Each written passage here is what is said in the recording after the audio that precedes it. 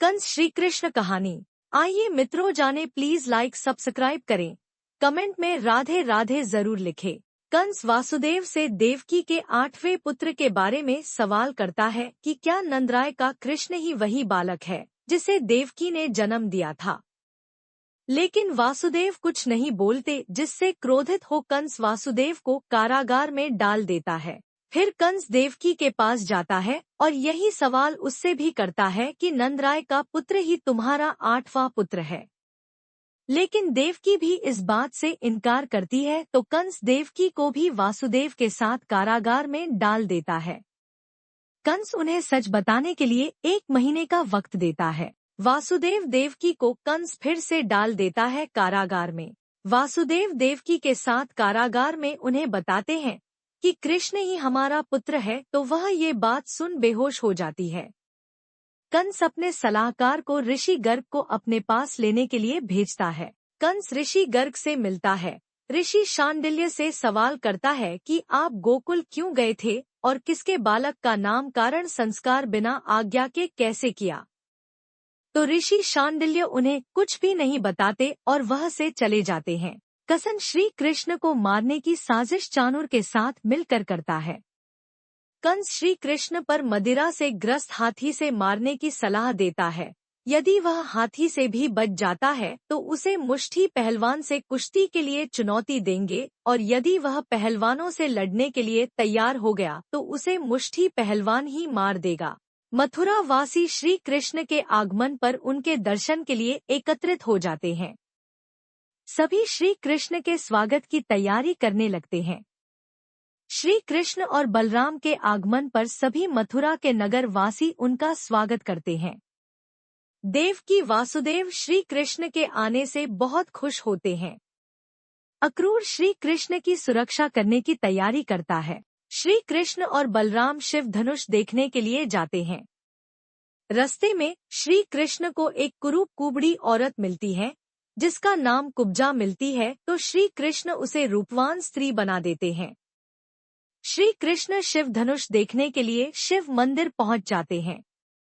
श्री कृष्ण शिव धनुष को उठाकर उसे तोड़ देते हैं, और जब सिपाही उन पर हमला करते हैं तो वो सभी सैनिकों को उसी टूटे हुए शिव धनुष से मार देते हैं। कंस को जब ये पता चलता है कृष्ण ने शिव धनुष तोड़ दिया है तो वो अधिक क्रोधित हो जाता है। गोकुलवासी और नंद कृष्ण की रक्षा हेतु मथुरा की ओर निकल पड़ते हैं। श्री कृष्ण से मिलने ऋषि गर्ग आते हैं और उनके चरण गंगा से धोते हैं।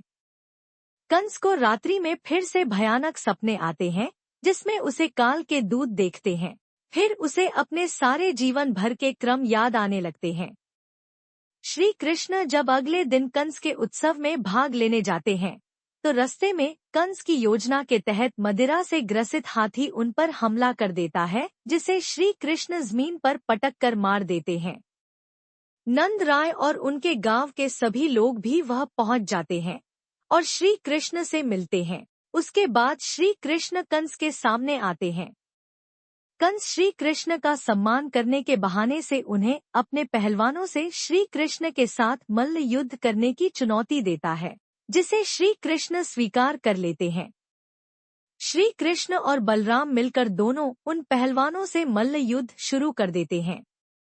श्री कृष्ण कसन के पहलवानों को मल्ल युद्ध में हारा देते हैं और उन्हें मौत के घाट उतार देते हैं, जिसे देख कंस अपने सैनिकों को कृष्ण पर हमला करने की आज्ञा देता है, जिसे देख अक्रूर के साथी और गोकुलवासी कंस की सेना से भिड़ पड़ते हैं। कंस और श्री कृष्ण के बीच युद्ध होता है।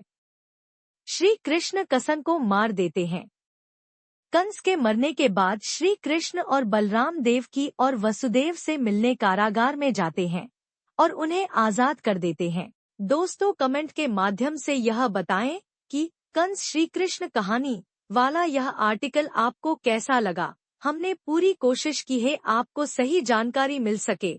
आप सभी से निवेदन है कि अगर आपको हमारी पोस्ट के माध्यम से सही जानकारी मिले तो अपने जीवन में आवश्यक बदलाव जरूर करें। फिर भी अगर कुछ क्षति दिखे तो हमारे लिए छोड़ दे और हमें कमेंट करके जरूर बताइए ताकि हम आवश्यक बदलाव कर सके। हमें उम्मीद है कि आपको यह आर्टिकल पसंद आया होगा। आपका एक शेयर हमें आपके लिए नए आर्टिकल लाने के लिए प्रेरित करता है। ऐसी ही कहानी के बारे में जानने के लिए हमारे साथ जुड़े रहे। धन्यवाद। राधे राधे।